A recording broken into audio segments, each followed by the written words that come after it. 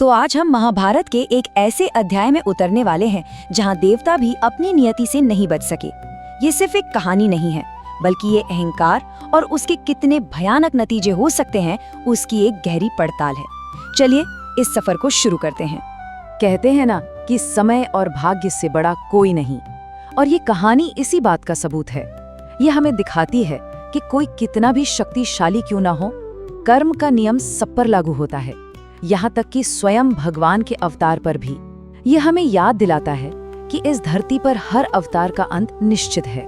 तो ये सब शुरू कैसे हुआ? किसी बड़े युद्ध से? नहीं, इस महाविनाश की जड़ें किसी युद्ध के मैदान में नहीं, बल्कि एक कह सकते हैं एक बहुत ही घातक मजाक में थी। एक ऐसा मजाक जो अहंकार से पैदा हुआ और जिसने एक पूरे गौरवशाली वंश के भाग्य पर मोहर लगा दी। सोचिए, कुरुक्षेत्र का इतना बड़ा युद्ध खत्म हुआ है। जहां विनम्रता आनी चाहिए थी, वहां श्री कृष्ण के अपने ही कुल यादव वंश में अहंकार घर कर गया। उन्हें अपनी ताकत का इतना घमंड हो गया था कि वो अपनी सारी मर्यादाएं ही भूल बैठे। और ये अहंकार जानते हैं किस हद तक पहुंच गया? उन्होंने राजकुमार सांब को एक गर्भवती स्त्री के कपड़े पहना दिए और पहुंच गए महान ऋषियों के पास उनका मजाक उड़ाने। और उन्होंने क्या पूछा? हे ज्ञानी ऋषियों, बताइए इसके गर्भ से क्या जन्म लेगा? और बस वही एक पल था जिसने सब कुछ बदल दिया। ऋषियों के क्रोध से जो श्राप निकला वो सिर्फ शब्द नहीं थे, वो यदुवंश के विनाश का ऐलान था। इस एक वाक्य ने उनके आने वाले कल को हमेशा के लिए अंधकार में डुबो दिया। तो श्राप तो मिल गया, पर शब्दों का ये श्राप एक भयानक हकीकत में कैसे बदला? कहानी का ये हिस्सा हमें यही दिखाता है कि नियति के पहिए से बचना कितना नामुमकिन है, चाहे कोई कितनी भी कोशिश क्यों ना कर ले। एक पूरा शक्तिशाली वंश, और उसका पतन शुरू हुआ सिर्फ एक चीज से, एक लोहे का मूसल जो उसी श्राप से पैदा हुआ था। ये इस बात का प्रतीक है कि सर्वनाश का बीज कितना छोटा और मामूली सा हो सकता है। अब यादवों ने भी नियति को धोखा देने की पूरी कोशिश की। उन्होंने उस मूसल को पीसकर उसकी धूल समंदर में फेंक दी।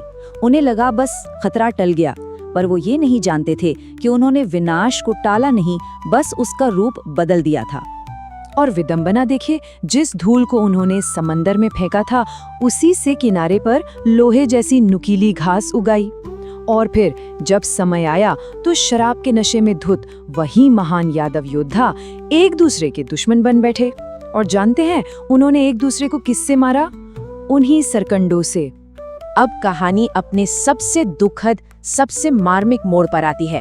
वो पल जब वो दिव्य आत्माएं विदा लेती हैं, जिनके साथ ही एक युग का अंत हो जाता है।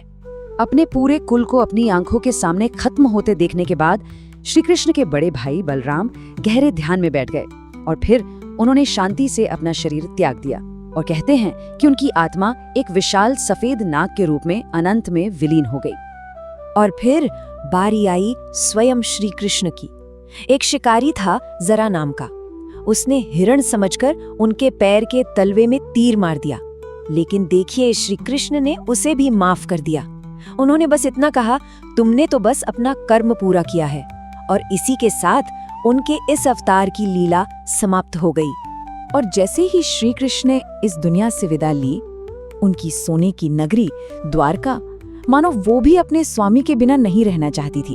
वो चुपचाप समंदर की लहरों में समा गई। उस दिव्य युग के अंत का ये आखिरी खामोश सबूत था।